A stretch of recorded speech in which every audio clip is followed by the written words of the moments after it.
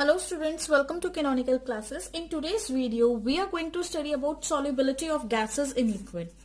Solubility of gases in liquids. Okay? तो इसके अंदर डिटेल में हम एक लॉ भी पढ़ेंगे जो कि आपका इंपॉर्टेंट है आपके एग्जामिनेशन पॉइंट ऑफ व्यू से. तो solubility of gases and liquid क्या है एक्चुअल में? सबसे पहले तो हमें समझना होगा कि व्हाट इज सॉल्युबिलिटी. ये सॉल्युबिलिटी क्या होता है? सॉल्युबिलिटी मतलब पर यूनिट वॉल्यूम के अंदर, पर यूनिट वॉल्यूम में आपने कितना गैस, मतलब कितना अमाउंट ऑफ गैस आपने क्या किया है, जो गैस आपने डिसॉल्व की है, ठीक है, वो रिप्रेजेंट करेगी आपकी सॉल्युबिलिटी. मतलब हर एक वॉल्यूम के अंदर, हर एक पर यूनिट वॉल्यूम के अंदर आप कितनी गैस डिसॉल्व कर रहे हो, दैट इज योर सॉल्युबिलिटी. तो यहीं से हम सॉल्युबिलिटी की अगर हम डेफिनेशन बनाए तो क्या बनाएंगे? The solubility of a gas in liquid, of a gas in liquid is defined as the gas dissolved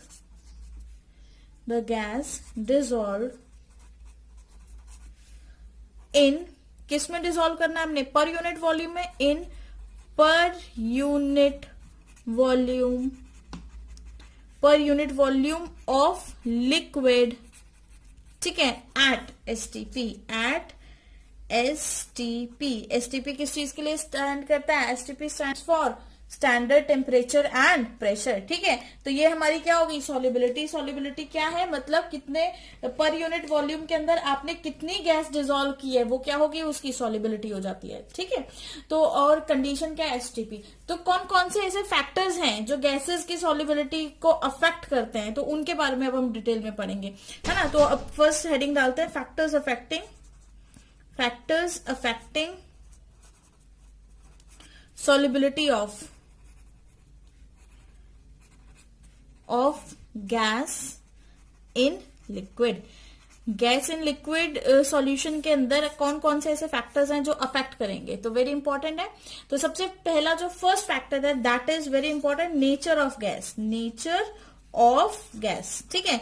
सबसे पहले अगर हमने डिसॉल्व करना है तो हमें नेचर भी तो पता होना चाहिए ना, गैस का कैसा है ना.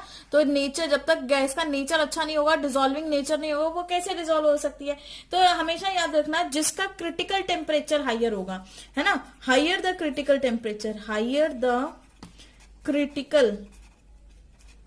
टेम्परेचर, जितना ज्यादा क्रिटिकल टेम्परेचर होगा गैस का, है ना, उतनी ही ज्यादा more easily it can be liquefied. Higher the critical temperature, more easily it can be liquefy, ठीक है. जितना ज्यादा क्रिटिकल टेम्परेचर है उतनी आसानी से आप गैस को लिक्विफाई कर सकते हो, ठीक है. और अगर इजिली वो लिक्विफाई हो जाती है, अगर आसानी से वो लिक्विड में चेंज हो रही है, एंड हेंस, तो हम बोल सकते हैं and hence greater will be the solubility. अगर लिक्विफाई ज्यादा हो रही है गैस तो उसकी सॉल्युबिलिटी भी तो बढ़ जाती है, hence greater will be solubility. क्या ये बात क्लियर है सबको? जितने भी फैक्टर्स हैं जो सॉल्युबिलिटी गैस, मतलब कौन कौन से ऐसे फैक्टर्स हैं जो गैसेस की सॉल्युबिलिटी इन लिक्विड में अफेक्ट करते हैं. तो सबसे पहले हमने जो देखा that is nature of gas. Nature of gas में हम क्या पढ़ रहे हैं कि जो क्रिटिकल टेम्परेचर है गैस का, उसको आसानी से आप लिक्विफाई कर सकते हो, ठीक है. अगर क्रिटिकल टेम्परेचर जो होता है, जिस गैस का हायर होता है, उस गैस को आप आसानी से लिक्विफाई कर सकते हो. अगर लिक्विफाई वो गैस लिक्विड में आसानी से चेंज हो रही है तो लिक्विड तो बहुत अच्छे सॉल्यूशन बनाते हैं, जिसकी वजह से हम ये कह सकते हैं कि अगर गैस लिक्विफाई हो गई तो जितनी उतनी ही ज्यादा उसकी क्या हो जाएगी? सॉल्युबिलिटी होगी. अब यहाँ पे आधे बच्चों को तो यही कंफ्यूज हो रहा होगा कि what is a critical temperature. Critical temperature क्या होता है? तो सुनिए, क्रिटिकल टेम्परेचर एक ऐसा टेम्परेचर होता है, एक पर्टिकुलर टेम्परेचर होता है अबव विच गैस को आप लिक्विफाई नहीं कर सकते हो, ठीक है. तो हम इसको कैसे डिफाइन कर सकते हैं? The temperature above which gas can not liquefy is known as critical temperature, जिसको टीसी से डोनेट करते हैं और जो आपने स्टेट्स ऑफ मैटर में बहुत डिटेल में पढ़ा भी था. ठीक है, 11th क्लास में। तो what is a critical temperature? एक ऐसा टेम्परेचर जिसके ऊपर आप गैस को लिक्विड में चेंज नहीं कर सकते। फॉर एग्जाम्पल जैसे मैं NH3 का अगर एग्जाम्पल लू, NH3 का जो क्रिटिकल टेम्परेचर है वो है 132 डिग्री सेल्सियस। ठीक है, ये क्या है इसका क्रिटिकल टेम्परेचर, जिसको मैं TC से रिप्रेजेंट कर रही हूं। तो इसका मतलब अमोनिया इससे ऊपर, अबव दिस टेम्परेचर लिक्विफाई नहीं हो सकती। Above this temperature NH3 cannot be liquefy। ठीक है, कैन नॉट बी लिक्विफाई, आपकी जो गैस है वो लिक्विफाई नहीं हो सकती। ठीक है, तो नेचर ऑफ गैस में सबसे पहले आप क्रिटिकल टेम्परेचर चेक करिए, जिसका क्रिटिकल टेम्परेचर अच्छा है उसकी सॉल्युबिलिटी उतनी अच्छी हो जाएगी।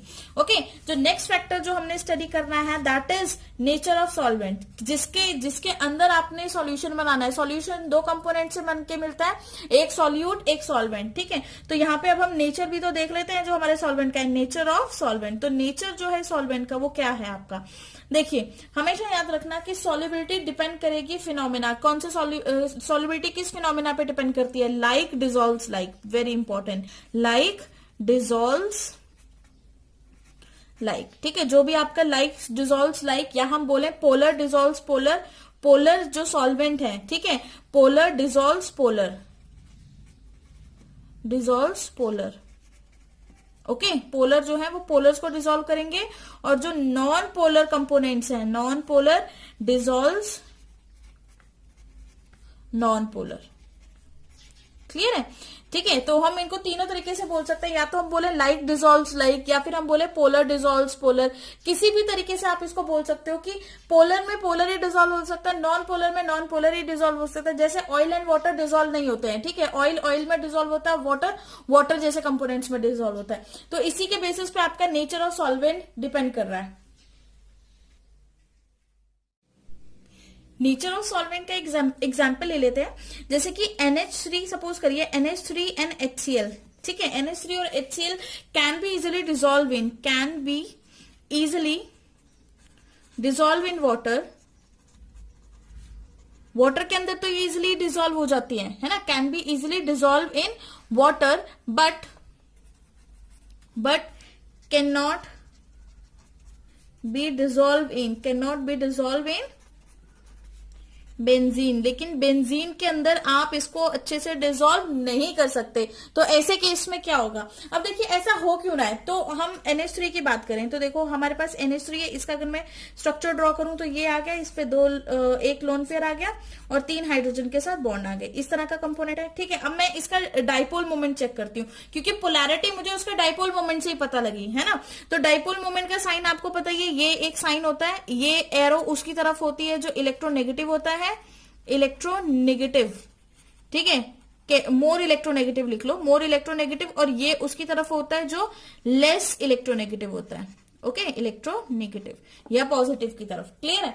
तो अब देखिए यहां पर मुझे एरो लगाने है, नाइट्रोजन एंड लोन पेयर में से लोन पेयर नेगेटिव है तो लोन पेयर ज्यादा इलेक्ट्रोनेगेटिव होगा। वहीं पे हाइड्रोजन और नाइट्रोजन में नाइट्रोजन ज्यादा इलेक्ट्रोनेगेटिव है, इसमें भी नाइट्रोजन ज्यादा इलेक्ट्रोनेगेटिव है, इसमें भी नाइट्रोजन ज्यादा इलेक्ट्रोनेगेटिव है।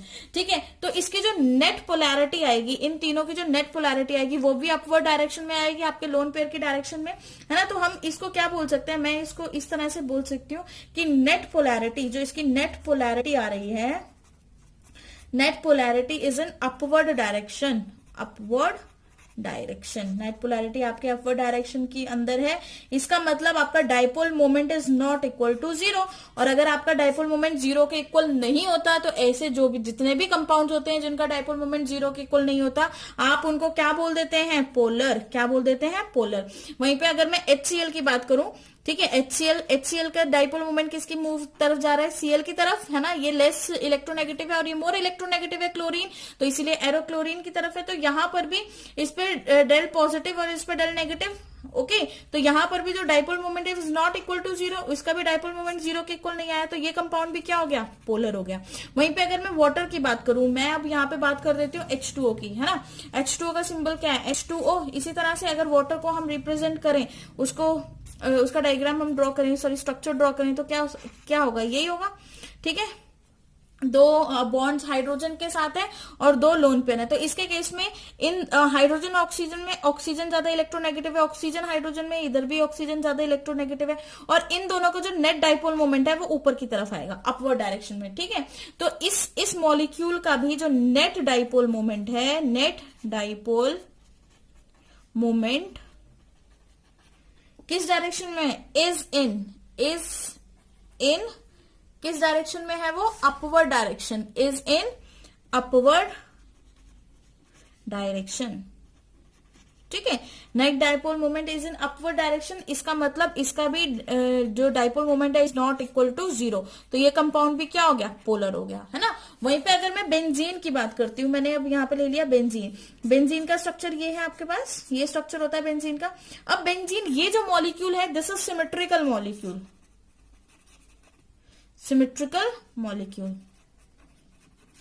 ठीक है, सिमेट्रिकल मॉलिक्यूल मतलब जिसमें पहले सिमेट्रिकल मॉलिक्यूल की कंडीशन है, उसके पास लोन पेयर नहीं होने चाहिए, दूसरा एक जैसे एटम से मिलकर बना है। अब देखिए, ये अगर कार्बन है तो इस कार्बन के 3 बॉन्ड है, एक हाइड्रोजन के साथ, एक हाइड्रोजन यहाँ पे, एक यहाँ पे, टोटल 6 हाइड्रोजन। तो इसका फॉर्मूला क्या होता है, C6H6, है ना। तो सिमेट्रिकल मॉलिक्यूल आप इसको यहां से कट करो, यहां से कट करो, चाहे यहां से कट करो, एक जैसा आने वाला है कट करने के बाद। ठीक है, तो इस मॉलिक्यूल में सिमेट्री प्रेजेंट है। तो ऐसे मॉलिक्यूल जो सिमेट्रिकल होते हैं उनका जो डाइपोल मूवमेंट है वो हमेशा किसके इक्वल आता है, 0 आता है।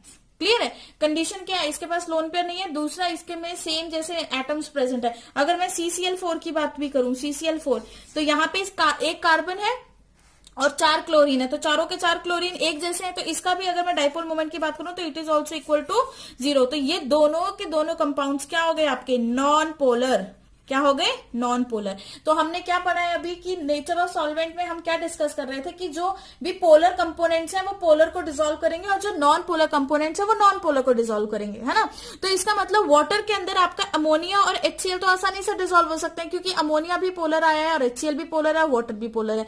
लेकिन अमोनिया और HCl आपका बेंजीन या CCl4 में डिसॉल्व नहीं हो सकते, क्योंकि ये दोनों मॉलिक्यूल्स क्या है आपके, दोनों के दोनों क्या है, नॉन पोलर, दोनों के दोनों क्या है आपके, नॉन पोलर। ठीक है, तो इस तरीके से डाइपोल मोमेंट की हेल्प से भी आप इस क्वेश्चन को समझ सकते हैं, या आप सिंपली याद रखें, hence we can say that like dissolves like और polar dissolves polar and non polar dissolves non polar. Okay, तो यहाँ पे लिख सकते हैं लाइक डिसॉल्व्स, वैसे मैंने पहले लिख ही दिया, लाइक डिसॉल्व्स लाइक और polar dissolves polar. Next factor is that is temperature. अब हम टेम्परेचर के ऊपर भी डिस्कस कर लेते हैं, टेम्परेचर का क्या इफेक्ट होता है आपका सॉल्युबिलिटी के लिए। तो हमेशा याद रखें कि जो डिसॉल्यूशन प्रोसेस है, डिसॉल्यूशन, ठीक है, आधे बच्चे तो यहीं पे कंफ्यूज हो गए होंगे कि what is dissolution. Dissolution is nothing, ये एक सिंपल टर्म है जो कि यूज की जा रही है टू डिफाइन सॉल्युबिलिटी, है ना, dissolving power, define dissolving power. Dissolution is dissolving, ठीक है, डिसॉल्व करना। तो डिसॉल्यूशन इज एक एक्सोथर्मिक प्रोसेस होता है, एक्सोथर्मिक प्रोसेस। हमेशा याद रखना, जब भी आप किसी भी सॉल्यूट को सॉल्वेंट के अंदर डिसॉल्व कर रहे हैं तो वो प्रोसेस कैसा आएगा आपका, एक्सोथर्मिक प्रोसेस आएगा। ठीक है, तो जब ये प्रोसेस एक्सोथर्मिक है तो ऐसे केस में so the solubility of gas की सॉल्युबिलिटी क्या होगी आपकी, डिक्रीजेस, है ना। गैस की सॉल्युबिलिटी यहां पर आपके डिक्रीज हो जाएगी जब आपकी गैस की सॉल्युबिलिटी डिक्रीज हो गई। ठीक है, कब डिक्रीज होगी, जैसे ही मैंने क्या कर दिया, टेम्परेचर बढ़ा दिया, with increase in temperature, with increase in temperature. Okay, with increase in temperature at, अब हमें एक चीज यहाँ पे कांस्टेंट रखनी पड़ रही है, that is at constant pressure according to, ये किसने कहा था, लीच-एटलेस प्रिंसिपल। ठीक है, at constant pressure. Okay, clear है। तो हम इसको क्या बोल सकते हैं कि जो भी मेरा डिसॉल्विंग का प्रोसेस है वो हमेशा एक्सोथर्मिक प्रोसेस रहता है। तो जो सॉल्युबिलिटी है वो गैसेस की हमेशा डिक्रीज करेगी जैसे ही आप टेम्परेचर बढ़ा दोगे कांस्टेंट प्रेशर के ऊपर। Okay, according to Le Chatelier principle, ये लीच-एटलेस की बात है। अकॉर्डिंग टू लीच-एटलेस, जो गैस में अगर आप कोई भी सॉल्वेंट ऐड करते हो, है ना, कोई भी सॉल्वेंट ऐड करोगे तो जो प्रोडक्ट बनेगा दैट इज सॉल्यूशन। सॉल्यूशन बन गया आपका। सॉल्यूशन जैसे ही बनेगा वहां पर हीट भी रिलीज होगी in form of energy. Heat किसकी फॉर्म में रिलीज होगी, एनर्जी की फॉर्म में। यहाँ पे एनर्जी रिलीज हो रही है, हीट की फॉर्म में एनर्जी रिलीज हो रही है, आप ये भी बोल सकते हैं। ठीक है, तो ऐसे प्रोसेसेस के अंदर होता है क्या, ये प्रोसेस क्या है आपका, एक्सोथर्मिक। वेरी इंपॉर्टेंट, कैसा प्रोसेस है? एक्सोथर्मिक। लेकिन अगर मैं उल्टा कर दूं, सॉल्यूशन में हीट दे दूं तो गैस और सॉल्वेंट आपके अलग हो जाएंगे, तो वो क्या प्रोसेस हो जाएगा? अभी तो हीट निकली है, बाहर रिलीज हुई है, लेकिन अगर मैं इसमें एब्जॉर्ब करवा दूं हीट तक, तो वो प्रोसेस हो जाएगा एंडोथर्मिक। ठीक है, लेकिन अभी हमने सिर्फ इसी केस के लिए स्टडी करना है। तो देखिए, जब गैस के अंदर आपने लिक्विड को ऐड किया है ना, तो ऐसे प्रोसेस में जब एनर्जी रिलीज हुई, तो यहां पर जो एंथैल्पी आएगी वो हमेशा आपकी नेगेटिव आएगी, क्योंकि एक्सोथर्मिक रिएक्शंस के लिए एंथैल्पी इज ऑलवेज नेगेटिव। ये आपने बहुत अच्छे से डिटेल में थर्मोडायनेमिक्स में पढ़ा हुआ है। ओके, और and delta H that is entropy is also negative. अब कई बच्चे तो कंफ्यूज हो गए कि एंट्रोपी कैसे नेगेटिव है। देखिए, हुआ क्या कि गैस मॉलिक्यूल, सपोज ये कंटेनर है, ये कंटेनर है, ठीक है, इसके अंदर ये गैस मॉलिक्यूल्स हैं आपके। ओके, अब ये गैस मॉलिक्यूल्स यहाँ पे रैंडमली घूम रहे हैं, लेकिन जैसे ही मैं इसमें प्रेशर अप्लाई करूंगी, इस मॉलिक्यूल पे प्रेशर मैंने अप्लाई किया, तो ये गैस के मॉलिक्यूल नीचे आके बैठ जाएंगे, यहाँ पे आके बैठ जाएंगे। ठीक है, तो प्रेशर अप्लाई करने पे ये गैस के मॉलिक्यूल जब नीचे बैठ गए, तो इसका मतलब उनकी फ्रीडम खत्म हो गई। यहाँ पे बहुत फ्री है, कहीं पे मूव कर रहे हैं, और यहाँ पे फ्रीडम डिक्रीज हो गई। तो जब रैंडमनेस डिक्रीज हो जाती है, फ्रीडम डिक्रीज हो जाती है, तो एंथैल्पी क्या हो जाती है? नेगेटिव। लेकिन जैसे फ्रीडम इंक्रीज होती है, तो entropy, sorry not enthalpy, entropy क्या हो जाती है आपकी? पॉजिटिव। ठीक है, तो हमेशा याद रखना है कि डेल्टा एस नेगेटिव आएगा जब भी आपका गैस को आप डिसॉल्व करोगे किसी भी लिक्विड सॉल्यूशन के अंदर। तो क्यों हो रहा है? क्योंकि गैस लूजेस इट्स रैंडमनेस। यहां पे ब्रैकेट में लिख भी सकते हैं, बिकॉज गैस लूजेस इट्स, क्या लूज कर रही है? It's randomness. ठीक है, क्योंकि गैस ने अपनी रैंडमनेस यहाँ पे क्या कर दिया है? लूज कर दिया। इसके लिए हम ऐसा कुछ बोल सकते हैं। ओके, तो यहां से मुझे पता है कि थर्मोडायनेमिकली डेल्टा जी किसके इक्वल होता है? Delta H minus T delta S. ठीक है, जो कि आपकी बहुत इंपॉर्टेंट फॉर्मुलेशन है ना। तो डेल्टा जी किसके इक्वल होता है? Delta H minus T delta S. तो अगर मेरे पास डेल्टा एच नेगेटिव है और डेल्टा एस भी नेगेटिव है, तो मैं अगर वैल्यूज पुट करूं तो ये भी नेगेटिव है, ये नेगेटिव है ना, और ये भी क्या हो गया? टी डेल्टा एस, ये भी क्या आ गया? नेगेटिव। मैंने यहाँ पे वैल्यूज पुट कर दी, तो ये नेगेटिव नेगेटिव क्या हो गया? पॉजिटिव। तो इसका मतलब ओवरऑल आपके पास क्या आ रहा है? एक आ रहा है नेगेटिव और प्लस, और यहाँ पे क्या आ गया आपका? Positive T delta S. T delta S क्या आ गया आपका? पॉजिटिव आ गया, पॉजिटिव कर दिया उसको। तो अब यहां से मुझे डेल्टा जी की वैल्यू क्या फाइंड आउट करनी है? अब मुझे अगर इस सॉल्यूशन को बनाना है, मतलब सॉल्वेंट के अंदर अगर मुझे इस गैस को डिसॉल्व करना है, तो डेल्टा जी क्या होना चाहिए? Negative. Delta G should be negative. Delta G क्या होना चाहिए इस केस में? नेगेटिव होना चाहिए। क्यों डेल्टा जी नेगेटिव क्यों होना चाहिए? क्योंकि नेगेटिव के केस में ही आपका डेल्टा जी स्पॉन्टेनियस रिएक्शन देगा। ठीक है, और डिसॉल्व करना यहाँ पर किसी भी कंपाउंड को, किसी भी सॉल्यूट को डिसॉल्व करना इज अ स्पॉन्टेनियस प्रोसेस। किसी भी कंपाउंड को डिसॉल्व करना क्या है आपका? एक स्पॉन्टेनियस प्रोसेस है यहाँ पे। क्लियर है? तो ये जो डेल्टा जी यहाँ पे क्या है? नेगेटिव हो गया, तो ये क्या एक स्पॉन्टेनियस प्रोसेस है, इसीलिए हम बोल सकते हैं कि मुझे डेल्टा जी नेगेटिव चाहिए फॉर फेवरेबल या फिर स्पॉन्टेनियस प्रोसेस के लिए। तो लिखते हैं स्पॉन्टेनियस। ठीक है, फॉर स्पॉन्टेनियस प्रोसेस। क्लियर है? तो if you want to dissolve gas in liquid, then the process should be spontaneous, and for spontaneous delta G should be negative. और ये नेगेटिव कब आएगी? अगर इसकी पॉजिटिव की वैल्यू बढ़ती जाएगी, तो डेल्टा जी पॉजिटिव हो जाएगा, है ना। क्लियर है? तो अब हमें क्या करना पड़ेगा? यहाँ पे जो टेम्परेचर है इसकी वैल्यू कम करनी पड़ेगी और इस नेगेटिव की वैल्यू बढ़ानी पड़ेगी। जब इस नेगेटिव की वैल्यू बढ़ जाएगी तो डेल्टा जी आपका क्या आ जाएगा? नेगेटिव। इसका मतलब इट इज पॉसिबल, ठीक है, delta G is equal to negative is possible. ये कंडीशन पॉसिबल होगी कब? Possible, this condition is possible only when temperature is kept low. जब हम टेम्परेचर को क्या रखेंगे? लो रखेंगे। ठीक है, आपने टेम्परेचर लो रखा, तभी आपकी जो टेम्परेचर लो होने पे सॉल्युबिलिटी क्या हो जाती है? आपकी बढ़ जाती है। इसीलिए तो बोला जाता है कि टेम्परेचर बढ़ाने पर, यहां से हमें एक और चीज पता लगी कि on increasing temperature solubility decreases, है ना। On increasing temperature solubility decreases. ठीक है, टेम्परेचर बढ़ाने पे सॉल्युबिलिटी कम होती है, या फिर ऑन डिक्रीजिंग टेम्परेचर सॉल्युबिलिटी क्या हो जाएगी आपकी? इंक्रीजेस, सॉल्युबिलिटी आपकी क्या हो जाएगी, बढ़ जाएगी। ठीक है, जो कि बहुत इंपॉर्टेंट कंसेप्ट है आपका। तो on the basis of temperature, तो हमने यहाँ से क्या सीखा, जब भी हमारे पास ऐसी कंडीशन आ रही है कि जहां पे टेम्परेचर बढ़ रहा है या टेम्परेचर ज्यादा है, तो ऐसे केस में सॉल्युबिलिटी हमेशा डिक्रीज होगी। आप इसको दूसरे तरीके से समझिए तो भी सॉल्युबिलिटी डिक्रीज होगी। फॉर एग्जांपल कंटेनर है, इसको मैंने ऊपर से बंद कर दिया, इसमें ये गैस डाल दी और यहाँ पे लिक्विड है। ठीक है, और अगर मैं यहाँ पे नीचे से इसको हीट कर रही हूँ, यहां से मैंने इसको हीट करना स्टार्ट किया, इस कंटेनर को अगर मैं इसको हीट करना स्टार्ट कर रही हूँ यहाँ पर, तो ऐसे केस में क्या होगा कि ये मॉलिक्यूल्स क्या गेन करेंगे, काइनेटिक एनर्जी गेन करेंगे। काइनेटिक एनर्जी गेन करने की वजह से कोलिजन बढ़ जाएगा, है ना, मॉलिक्यूल्स के बीच में कोलिजन बढ़ जाएगा। तो कोलिजन बढ़ने की वजह से वो एक इसके अंदर डिसॉल्व नहीं हो पाएंगे। जैसे ही मैंने टेम्परेचर को सीज किया, मॉलिक्यूल काइनेटिक एनर्जी जो है मॉलिक्यूल की वो सीज हो जाएगी, डिक्रीज हो जाएगी, तो वो इजिली से इस लिक्विड सॉल्यूशन के अंदर एंटर करेंगे, इजिली से सॉल्युबल हो जाएंगे। ओके, तो ये था आपका टेम्परेचर। नेक्स्ट फैक्टर अगर हम डिस्कस करेंगे तो that is effect of pressure, effect of pressure. Okay, temperature के बाद जो नेक्स्ट फैक्टर हम डिस्कस करने जा रहे हैं that is effect of pressure. तो प्रेशर का तो सिंपल रोल है, on increasing pressure solubility of gases also increases. For example ये बीकर है, ठीक है, इसके अंदर ये गैस के मॉलिक्यूल्स हैं, यहाँ लिक्विड प्रेजेंट है। ओके, ये गैस के मॉलिक्यूल अभी रैंडमली घूम रहे हैं। जैसे ही आपने इस पे प्रेशर अप्लाई करना स्टार्ट कर दिया, प्रेशर अप्लाई किया, है ना, प्रेशर अप्लाई किया, इस बीकर के अंदर ये मॉलिक्यूल्स नीचे सेटल डाउन होना स्टार्ट हो जाएंगे इस लिक्विड के अंदर। तो जैसे ही प्रेशर बढ़ाओगे तो सॉल्युबिलिटी बढ़नी स्टार्ट हो जाएगी, हम ये बात बोल सकते हैं। ठीक है, तो इसका मतलब on increasing the pressure solubility also increases. हम लिखते हैं यहाँ पे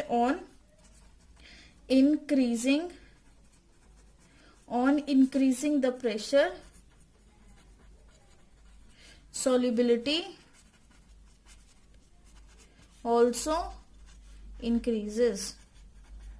ठीक है, प्रेशर इंक्रीज करने पर सॉल्युबिलिटी भी आपकी क्या हो रही है, इंक्रीज हो रही है।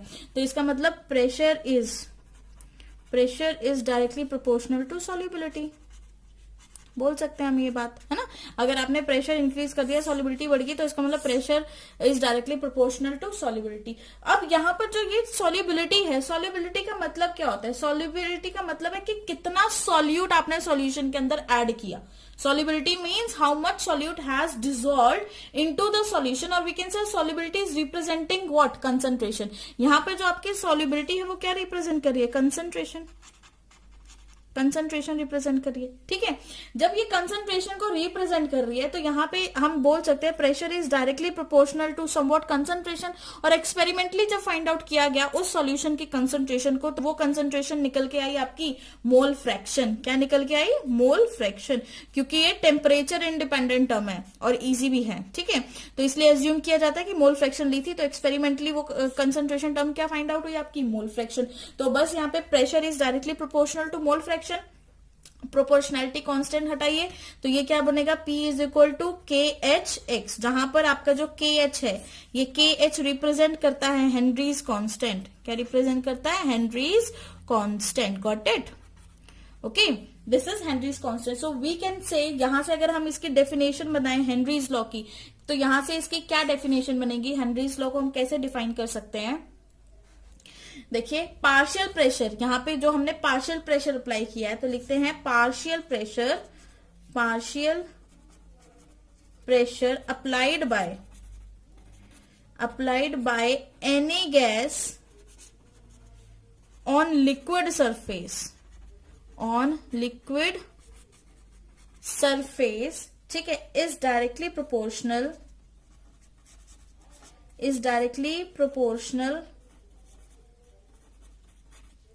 वो किस चीज के डायरेक्टली प्रोपोर्शनल है, अपने, is directly proportional to its mole fraction. ठीक है, is directly proportional to its mole fraction present in liquid state, जो उसके लिक्विड फॉर्म का मोल फ्रैक्शन है उसके डायरेक्टली प्रोपोर्शनल है। तो यहां से क्या बना, P is equal to KH(x). ठीक है, ये डेफिनेशन आपको ये डिफाइन करती है कि जो पार्शियल प्रेशर है किसी भी गैस का, वो उसके लिक्विड में जो मोल फ्रैक्शन प्रेजेंट है उसके डायरेक्टली प्रोपोर्शनल है। ओके, तो एक और डेफिनेशन है हेनरीज लॉ की टोटल 4 डेफिनेशन है। तो एक और मैं आपको डेफिनेशन करवा देती हूँ जो कि इंपॉर्टेंट है, वो आपकी एनसीईआरटी पॉइंट ऑफ व्यू से इंपॉर्टेंट है। एनसीईआरटी क्या बोलती है कि जो सॉल्युबिलिटी है गैस की, है, the solubility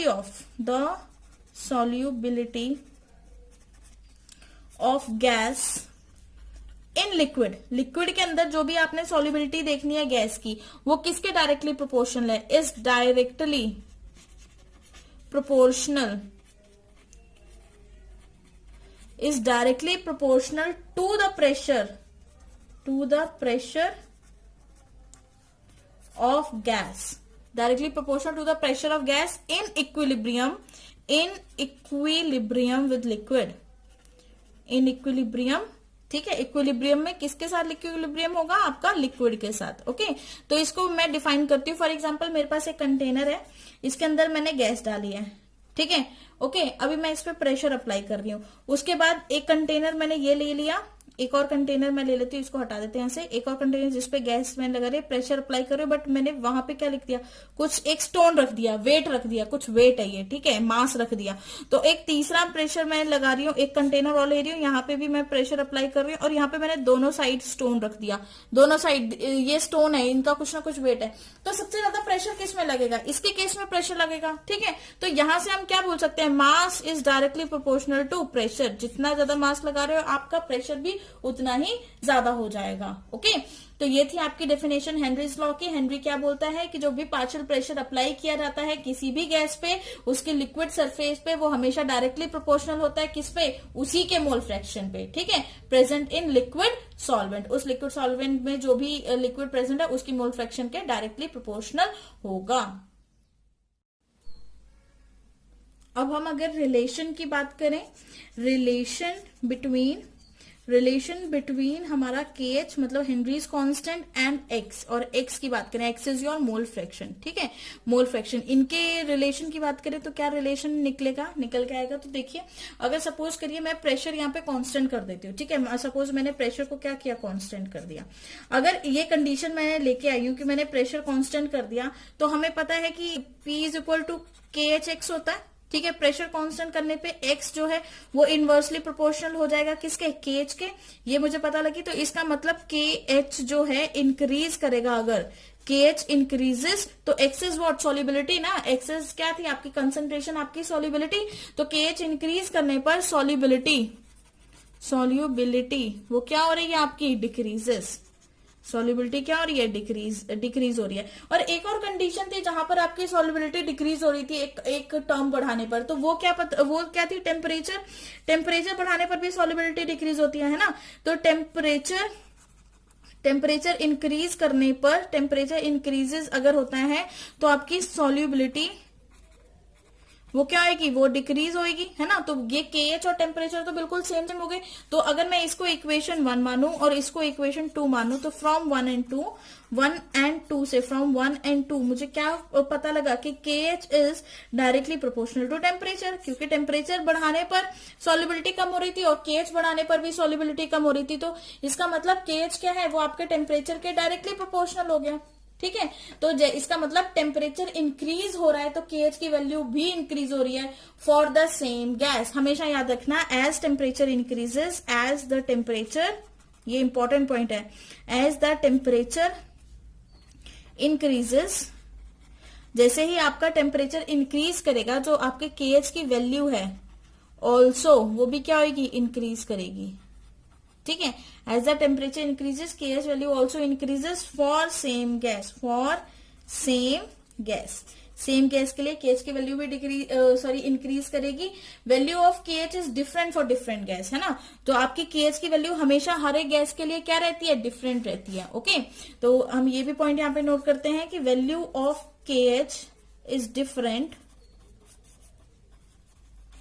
for different gas. हमेशा हमें पता है कि डिफरेंट गैस के लिए आपकी KH की वैल्यू हमेशा क्या रहेगी? आपकी डिफरेंट रहेगी। क्लियर है? तो यहां से चलो एक ग्राफ ड्रॉ करते हैं।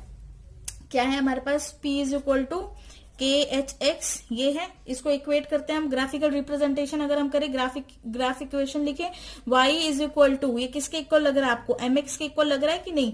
Y is equal to MX लग रहा है, मतलब हमारी ये ग्राफ क्या है? स्ट्रेट लाइन ग्राफ है, तो मतलब लाइन कहां से जाएगी? लाइन गोज फ्रॉम ओरिजिन, है ना, ओरिजिन से जाएगी लाइन, ठीक है, लाइन ओरिजिन से जाएगी, एक्स एक्सिस पे आपका प्रेशर है, सॉरी वाई एक्सिस पे आपका प्रेशर है, एक्स एक्सिस पे आपका मोल फ्रैक्शन है, और M is your representing slope जो कि क्या है के एच। तो इसको बस सिंपली आप यहाँ पे रिप्रेजेंट करें, ये आपका एक्स और वाई एक्सिस हो गया। ठीक है, ये आपका प्रेशर है, ये आप वाई एक्सिस रिप्रेजेंट करो, ये इसको आप एक्स एक्सिस बोल दो।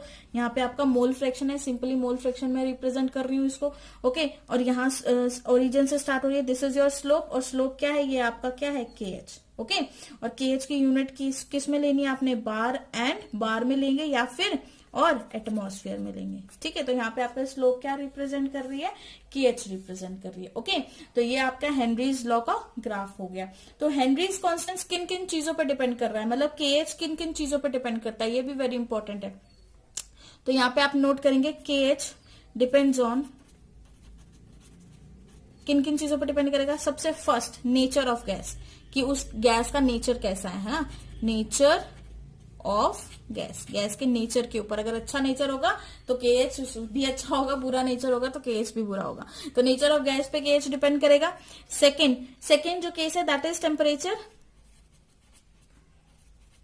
टेम्परेचर पे भी के एच डिपेंड करेगा, टेम्परेचर बढ़ेगा तो के एच भी बढ़ेगा। And third point is your, किस चीज पे, unit of pressure, unit in which pressure is measured, मतलब प्रेशर की यूनिट पे भी डिपेंड करेगा, है ना, यूनिट ऑफ प्रेशर पे भी डिपेंड करेगा जिसमें उसको मेजर किया जा रहा है। क्योंकि यहाँ पर के एच की वैल्यू क्या आ रही है, बार और एटमॉस्फेयर आ रही है, तो वो प्रेशर की तो यूनिट है, तो ये यूनिट ऑफ प्रेशर। ठीक है, ये 3-4 फैक्टर हैं जिनके ऊपर आपकी के एच की वैल्यू डिपेंड करती है। जो आपका हेनरीज लॉ है उसकी हमेशा यूनिट डिफरेंट होती है डिफरेंट कंडीशंस में, तो उसकी यूनिट्स भी डिस्कस कर लेते हैं। Different units of Henry's constant, ठीक है। तो हेनरीज कांस्टेंट की आपकी अलग अलग यूनिट है अलग अलग कंडीशंस के अंदर। तो फॉर एग्जांपल सबसे पहले अगर मैं वो डेफिनेशन की बात करूं जहां पे मैंने P is directly proportional to M किया था, ठीक है, तो M is equal to K H P, ठीक है, प्रोपोर्शनलिटी कांस्टेंट लगा दिया हमने, यहाँ पे क्या लगा दिया के एच, जहां पर M क्या है आपका, where M is equal to mass of gas dissolved, ठीक है, जो भी आपने गैस का मास डिसॉल्व किया है वो हुआ है। तो ऐसे केस में ये इक्वेशन हमने कब यूज करनी है, ये इक्वेशन हमें तब यूज करनी है अगर मुझे के एच किस में गिवन है, के एच की वैल्यू ग्राम बार इनवर्स में गिवन है या फिर ग्राम एटमॉस्फेयर इनवर्स में गिवन है। वेरी इंपॉर्टेंट, अगर आपको क्वेश्चन के अंदर के एच की वैल्यू इस यूनिट के अंदर गिवन है तो आपने ये फॉर्मूला अप्लाई करना है, ठीक है। सेकेंड फॉर्मूला, सेकेंड डेफिनेशन से जो हमारे पास आएगा दैट इज एक्स ए। ये सिर्फ आपको मतलब समझने के लिए इंपॉर्टेंट है, इतना कुछ इसका फंडा नहीं रहता है। आप बस इसको समझ लिए कि अगर आपको ये यूनिट आ रही है तो आपने ये फॉर्मूला यूज करना है हेनरीज लॉ के लिए।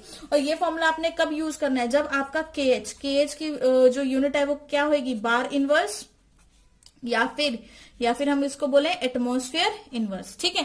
जब आपकी ये यूनिट लगेगी तब आपने X A is equal to K H P A के इक्वल करनी है। और जो थर्ड इंपॉर्टेंट जो आपके मोस्ट ऑफ द बुक्स में आपको मिलेगी वो क्या है, P A is equal to K H X A, यही होगा, ठीक है। ए कंपोनेंट के लिए अगर मुझे लिखना होगा तो ये कब यूज करेंगे, जब मेरी के एच क्या रहेगी आपकी, के एच इज इक्वल टू क्या, बार या फिर एटमॉस्फेयर। जो भी हमने ग्राफ ड्रॉ किया हेनरीज लॉ का तो वहां पर हमने यही यूनिट तो यूज की है, तो क्योंकि वो इस इक्वेशन पे बैलेंस थी, y is equal to M X, है ना, इसी के ऊपर तो हमने ग्राफ ड्रॉ किया है। तो इसका मतलब हमने बार, अगर के एच हमें बार या एटमॉस्फेयर में गिवन है तो उस केस के लिए हमें ये इक्वेशन यूज करनी है। और बोर्ड पॉइंट ऑफ व्यू से आपके लिए सिर्फ यही इक्वेशन इंपॉर्टेंट है और ज्यादा कुछ नहीं पूछा जाता आपसे बोर्ड में इसके बेसिस पर, okay. Now, if we talk about the limitations of Henry law, limitations of Henry's law.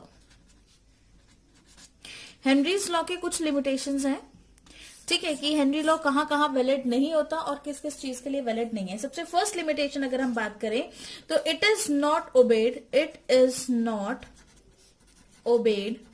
कब ओबेड नहीं होगा, when प्रेशर जो है आपका, प्रेशर इज हाई, ठीक है, जब प्रेशर क्या होगा आपका high and temperature is low, and temperature क्या है आपका, लो टेम्परेचर है। ओके, ऐसी कंडीशन के अंदर it is not obeyed when pressure is high and temperature is low. जब ऐसी कंडीशन है कि आपका प्रेशर बहुत ज्यादा हाई है और टेम्परेचर लो है, ऐसी कंडीशन के लिए हेनरीज लॉ कभी भी ओबे नहीं किया जाता। सेकेंड लिमिटेशन अगर हम इसकी डिस्कस करें तो सेकेंड लिमिटेशन के अकॉर्डिंग जो हमारी गैस है, जो भी हम gas as a solute use करने वाले हैं यहाँ पे, गैस शुड नॉट ना वो एसोसिएट होनी चाहिए, एसोसिएट मतलब डाइमर की फॉर्म में कंबाइन नहीं होनी चाहिए, ठीक है, ना वो एसोसिएट होनी चाहिए या फिर ना वो डिसोसिएट होनी चाहिए। डिसोसिएट मतलब आयनाइज भी ना हो वो, ठीक है। ऐसी हमें गैस लेनी पड़ेगी, मतलब सॉरी ऐसा हमें सॉल्यूशन लेना पड़ेगा जिसमें सॉल्वेंट में जिसमें ना गैस एसोसिएट हो रही है ना डिसोसिएट हो रही है, ठीक है, इन सॉल्वेंट। ओके, और जब ऐसी कंडीशन आ जाती है, या हम इसको ऐसे भी बोल सकते हैं कि एसोसिएट ना हो सॉल्वेंट में या फिर should not combine with solvent, है ना, तो मतलब वो यहीं से क्लियर हो जाता है कि गैस शुड नॉट एसोसिएट और डिसोसिएट इन सॉल्वेंट में, ना एसोसिएट हो ना डिसोसिएट। फॉर एग्जांपल, जैसे कि अगर मैं एग्जांपल की बात करूं तो हम अगर यहाँ पे एक एग्जांपल लेते हैं HCl का एंड NH3 का, अमोनिया और HCl हाइड्रोक्लोरिक एसिड, जो अमोनिया और हाइड्रोक्लोरिक एसिड होते हैं ये आर स्पेरेंगली सॉल्युबल होते हैं।